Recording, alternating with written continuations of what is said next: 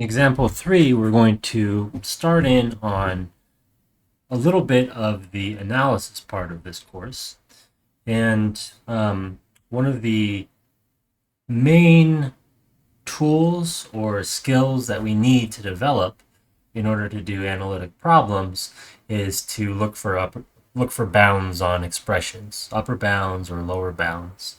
And this problem is going to be an upper bound problem.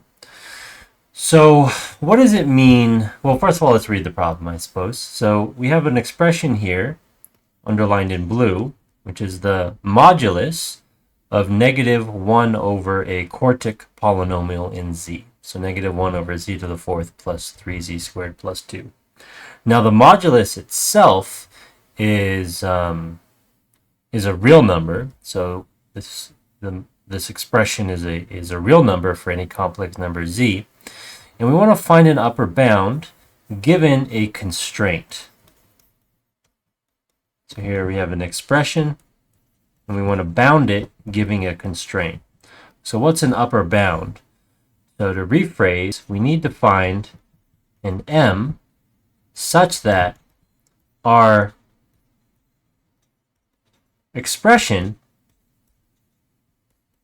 is always less than or equal to m when the constraint is satisfied, when the modulus of z is 2.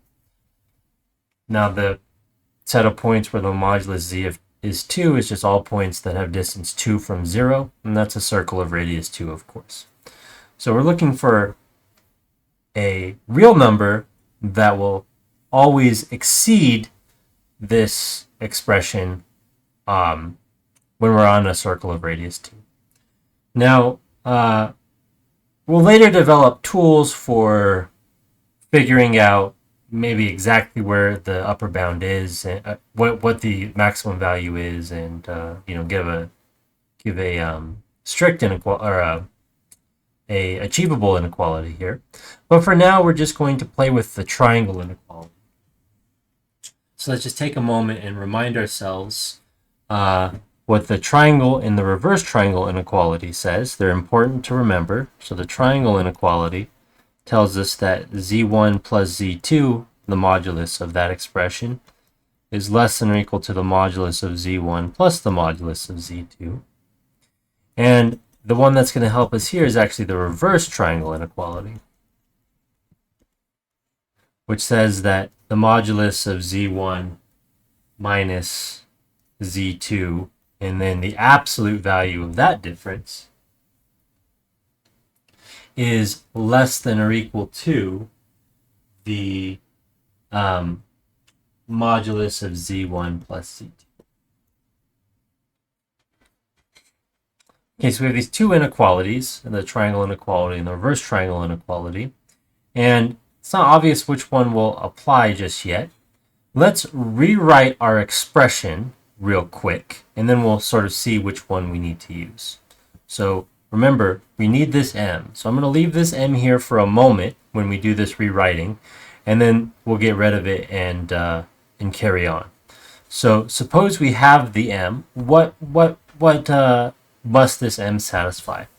Well, the modulus of negative 1 over z to the fourth, let's put the m on the left here, plus 3z squared plus 2 is the same as the modulus of 1 over z to the fourth plus 3z squared plus 2. Because the negative of a complex number and the complex number itself have the same modulus. And modulus actually breaks up under multiplicative operations. And division is sort of a version of multiplication. It's multiplying by the reciprocal. So it breaks up nicely in that respect. Let me just also note real quick, it does not break up nicely with respect to addition, because we have the triangle inequality, which tells us how it works with respect to addition. And there's another version of the reverse triangle inequality in the book where we subtract z1 and z2. Nevertheless, we do have it breaking up nicely here. And remember here on the left, we have our m. Right? M is still on the left everywhere there. So we can sort of multiply we can cross multiply to get the expression, or the inequality rather, modulus of z to the fourth plus 3z squared plus 2 is bigger than or equal to, well, the modulus of 1 is 1, so 1 over m. So what we're trying to do, in other words, is we're trying to find a lower bound on the expression z to the fourth plus 3z squared plus 2. Because then when we take the reciprocal, the lower bound is going to become an upper bound. All right, so we've changed our question slightly. We're looking for a lower bound for this guy. So now we're going to forget about m, and we're just going to do some algebra here using the reverse triangle inequality. So let me write it. Let me just make sure we're going to look for lower bound. And what that means is, what we're trying to do is at each step, so in quotes, we need to only use this symbol or equals. We don't want to use a less than or equal to symbol, because that will not be a lower bound in that case. So we want to use only the bigger than or equal to symbols or the equal to symbol. All right, so let's take our new expression. And this guy factors, actually. So we can factor it as z squared plus, z squared plus 1, z squared plus 2, I believe. And this is multiplication happening in the middle. And we know that modulus plays nicely with multiplicative operations. So we can break that product up as the modulus of z squared plus 1 times the modulus of z squared plus 2. And now we need to use a bigger than or equal to for each one of these. So how might we do that? Well, we know that, let me rewrite this, let me flip sides here. Another way of saying is z1 plus z2 is bigger than or equal to modulus z1 minus modulus z2. That's another way of saying the same thing. So when we're adding two complex numbers, we can replace it with a different expression and use bigger than or equal to as our symbol using the reverse triangle inequality in this way. So let's do that, and then we'll see why we actually had to do that. So I can replace the first guy in blue with modulus of modulus z squared minus modulus of 1. And then the second one, I don't want to use red to indicate the replacement. We'll use whatever color that is. You can replace modulus z squared plus 2 with absolute of modulus z squared minus modulus 2. And now all we're going to do is we're going to rewrite the inside of these terms. So modulus plays nicely with respect to multiplication and hence also with respect to exponents. So that's modulus z squared, namely the squared comes out. Modulus of 1 is 1. And then similarly, we're going to get modulus z and then squared, and the modulus of 2 is 2. All right. So why did we have to do that even? What's the point?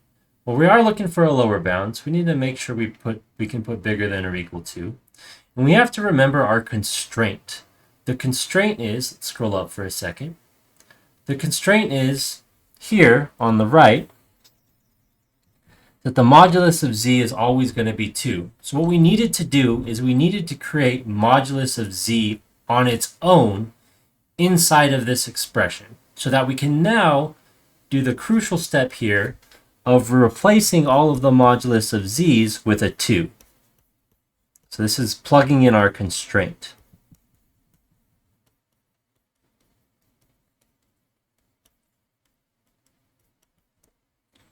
Two squared is 4. 4 minus 1 is 3. Absolute value of 3 is 3.